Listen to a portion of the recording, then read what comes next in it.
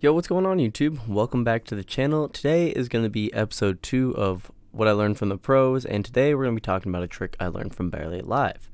Now, last week I asked you guys to pretty much engage with the first video, so it helped with the algorithm, and you guys did that. You guys left a ton of likes, you guys commented a ton of stuff, and I truly appreciate that. So since you guys seem to like the shorter style of content, we're going to keep going with it. So, you know, do your boy a favor.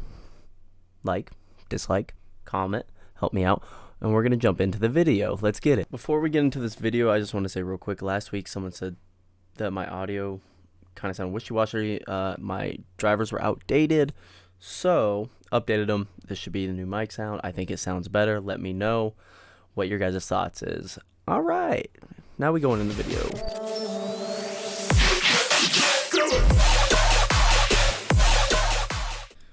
Okay, so as you can see in this, the one thing that I learned from Barely Live, which is super simplistic, is like controlled saturation or controlled distortion. One thing they love to do is take out a certain part of the frequency spectrum and then add it back in after distortion. So I want to show you using 2 different examples how you can do this. And why you do this is because you don't want that selected area to clip first. If you're going through really aggressive saturation, whatever peaks first is going to distort. So if your mids are prominently going to distort and you subtractive EQ that out, boost it, and then add it back in, you've kept it at the same level, but that makes everything else theoretically clip first. So if you want like a really crunchy low end or high end, you can shelf your certain frequencies that you don't want to hit first. And a way to do that is in the previous video where I showed you we made this Reese, so it sounds like this. Now what we're gonna do is I'm gonna put it through this saturator, which it's gonna be loud. It's 17 dB with soft clip, so I did it pretty extreme so you guys can hear it. This is just if you chose to saturate. Cool. Now we're gonna dip the mids out here, okay? So now we're just taking 10 dB to general mids where your vocal stuff would sit, and we're gonna saturate. So it's gonna allow the high end, or maybe if something's really high up here, would clip first. So here you go.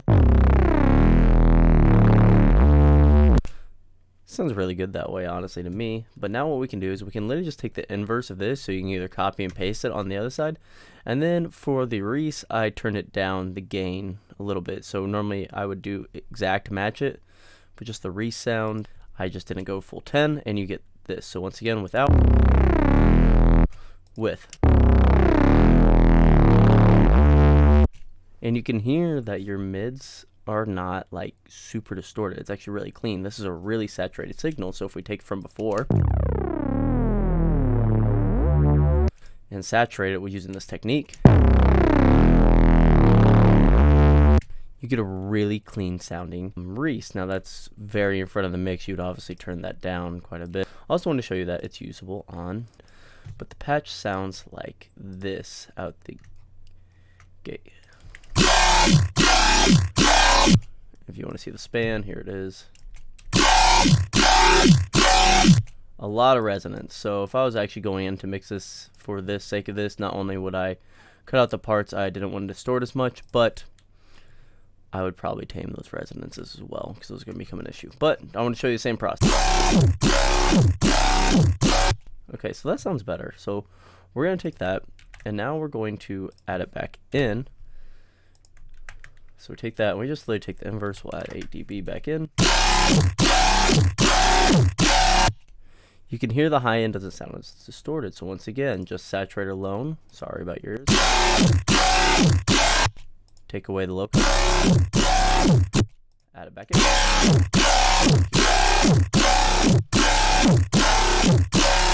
And yes, I know there's a big resonance down here. That's full. You would have to cut that out as well.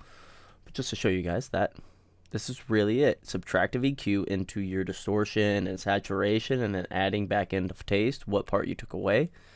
That way you can fill out the other spectrums that you want to be really full and distorted and gritty, but you're not blowing out your sound, because once you add distortion, if you were to freeze that down, you can't undistort it, you know, you can't unclip it at that point. It's already in the sound. So this is a good way of controlling your spectrum.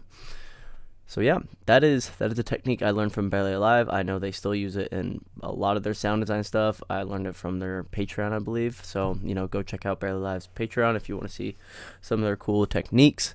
And that is going to be it for today's video. So if you did learn something, like I said, please hit the like button. If you didn't learn something, hit the dislike button. That's fine too.